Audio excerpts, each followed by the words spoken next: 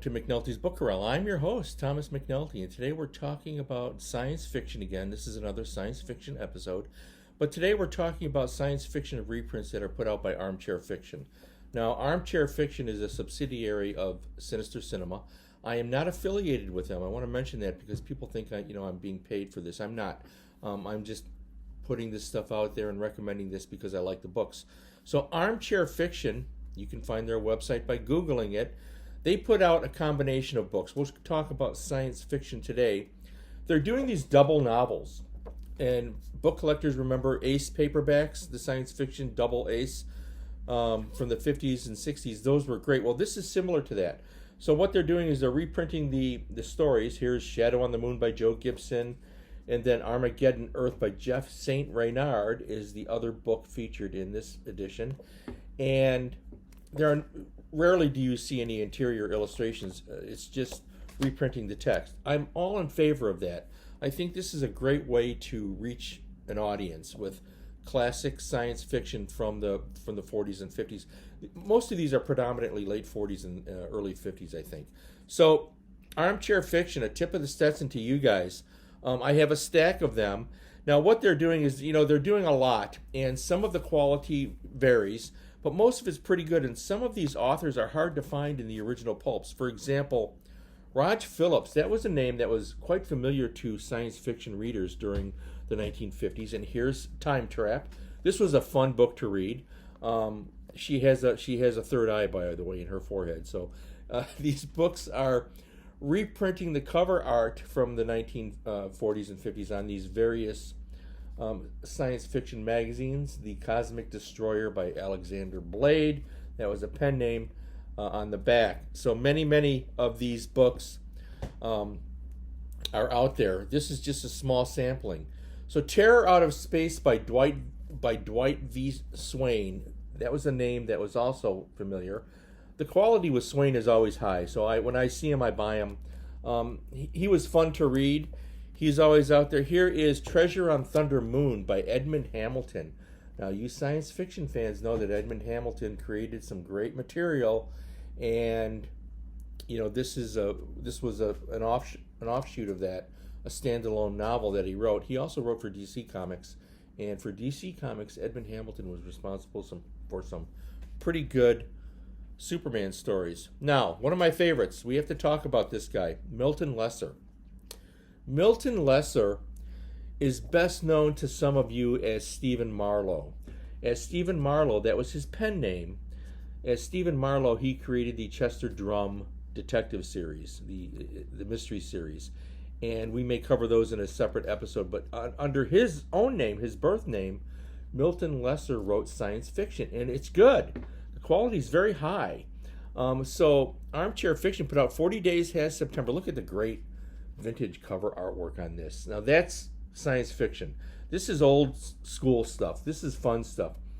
And on the back we have The Devil's Planet by David Wright O'Brien. So you get two for the price of one. I think these books sell on Amazon for about $12. So here's another Milton Lesser. I'm a Milton Lesser Stephen Marlowe fan. His Touch Turns Stone to Flesh, Armchair Fiction classic, great cover art there. A lot of interest there for a lot of reasons. You've got to give the vintage pulps credit for striking a chord with the male audience. Okay, and on the back, the other book that appears in here is Uller Uprising by H. Beam Piper, another name that will be familiar to you long time science fiction fans. You cannot go wrong. These stories are fun to read. Now, I'm not saying this is the higher level of science fiction, but these books are affordable. It's quality. The print is easy to read. It's a quality paperback binding, and you usually get two. Now, Armchair does put out single volumes as well. So, The Man Who Stopped at Nothing by Paul W. Fairman. Paul W. Fairman is another great writer from the Golden Age. Man, oh man, whenever I see Paul W. Fairman's name, I do it. Now, 10 from Infinity. This is a double issue for Paul W. Fairman. Paul W. Fairman gets both stories in this particular volume from Armchair Fiction. Paul W. Fairman again. And the reason I mention this is because the pulps are becoming harder to find. They're deteriorating rapidly now. It's decades later. It was the cheapest paper that they could use, and it's just best to reprint this stuff. So I'm a big fan of what Armchair Fiction is doing, and I really recommend that you look at this. When you go on Amazon, you can Google just Armchair Fiction and bring up the list of titles. They have mysteries and all horror stories and all sorts of stuff. So, Secret of the Serpent, Don Wilcox, another almost forgotten science fiction writer from the Golden Age, and another Dwight V. Swain on the back, The Crusade Across the Void. This is space opera. Space opera all the way. These stories were meant to entertain. Not a lot of heaviness to it, and not a lot of thematic, relevant topics. Occasionally you do get that, but this is the type of science fiction that entertained the majority of the audience. The Galaxy Raiders by William P. McGivern, and Space Station 1 by Frank Belknap Long. I bet there's a few of you that remember him. Now here's one with two greats. Okay, we have Cosmic Kill by Robert Silverberg, and Beyond the End of Space by John W. Campbell is the other one. Again, this is fantastic space opera out there. How about Slave Raiders from Mercury by Don Wilcox? Another name, Rog Phillips again.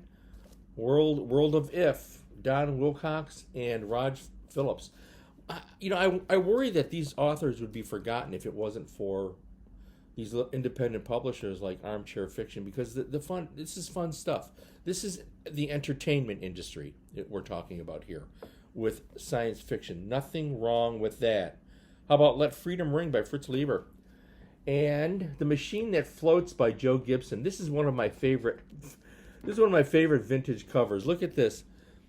If that doesn't spark your imagination, I don't know there's something wrong with you, okay?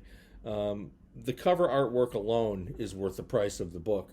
And as many of you know, if you attend some of the pulp fiction conventions around the country, like Pulp Fest or the Windy City Pulp and Paper convention in the Chicago area, you'll get to see some of the original artwork from these magazines. Highly collectible, just as collectible as the magazines for the stories. And here's Swordsman of Lost Terror by Paul Anderson. He obviously had a major career in fantasy and science fiction. And one of my favorites, David V. Reed, Planet of Ghosts. What a great little story.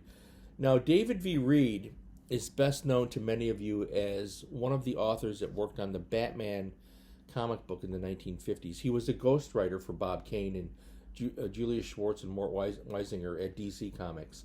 And David V. Reed also wrote science fiction, and here we go, under his own name, Planet of Ghosts. Nice, nifty little tale, fun to read, great cover artwork. So I want to put that out there. Armchair Fiction is worth your time to Google that and check that out. Now, the last one I want to talk about is an all-time space opera classic. Here it is, The Skylark of Space. E.E. Doc Smith with Lee Hawkins Garvey.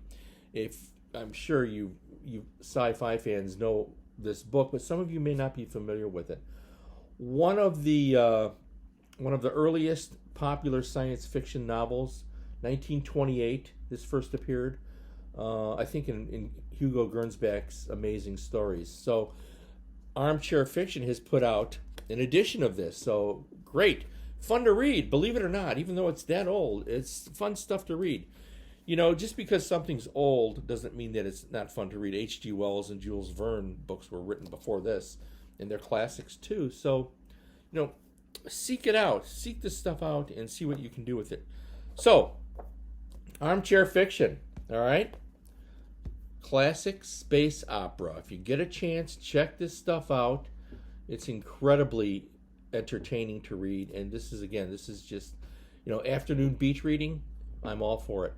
Stay well, stay happy, feed your brain, and read science fiction.